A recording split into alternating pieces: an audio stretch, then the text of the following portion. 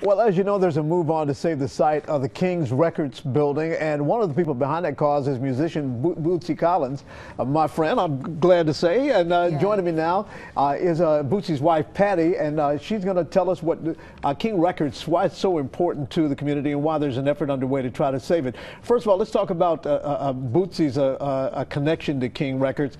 I mean, it predates his fame. It absolutely does. He was 16 years old, John, and he would go and knock on the door at King Records. Let me in, let me in. Yeah. And finally they did.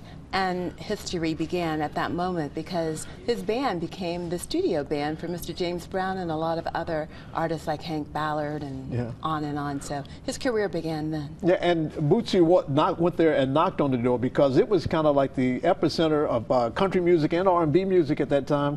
People who went on to become Hall of Famers, Bootsy included, all recorded there. All recorded there. Chubby Checker, The Twist, James Brown, some of his hottest hits were there.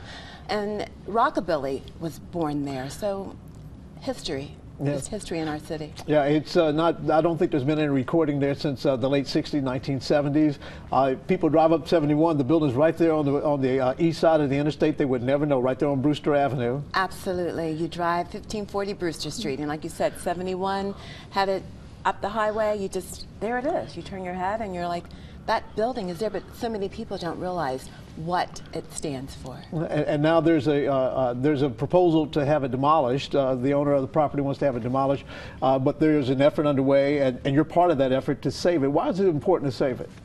You know, it's our history. A lot of music was born there. It is our Stax. It is our Motown. And it's so important that we revive it and keep it alive for the Evanston community and the city of Cincinnati. It's also a civil rights landmark.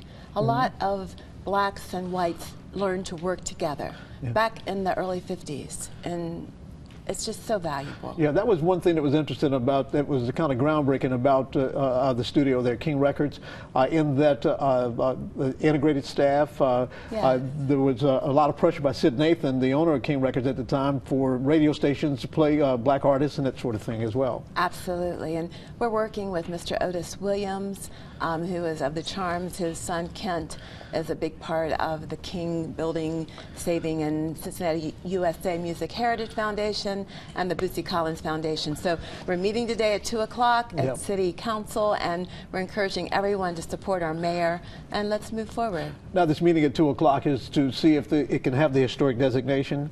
Yes, that's a part of it, but we need City Council to be behind us in order to let this project blossom as it should. Now, you've also have a social media campaign as well. I know there are a lot of hashtags out there, such as hashtag Take It Loud, hashtag Take King on Brewster, hashtag Save King on Brewster, and these are all ways to get the word out to as many people as possible. Yes, we're so thankful for social media because, you know, you can just tweet something and it goes out to the masses. So there's folks around the world, Japanese, those from Ireland, they come here just to see our building, and they're like, what's going on? And remember James Brown in the early 90s, he came and he actually shed tears because of that building. Right. So there's an historical marker there, and I remember Mr. Brown saying that he thought that something should be done, a museum or something of that nature. If you're able to save that building, what is it that you would like to see there?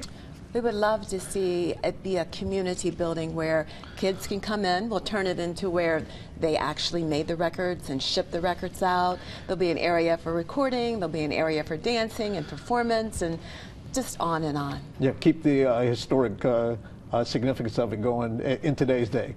Yes, sir. And the Evanston community is also coming up with a new King building. So it would be a King Village, the old King and the new King, and we would merge it together. So we're supporting the Evanston community as well. All right. And what time is that council meeting today? 2 o'clock. 2 o'clock. City Hall. City Hall. Be there, be square, right? Be there, be square. We'll be there. Oh, that's all right. All right. Patti Collins, thank you so much for being here this morning.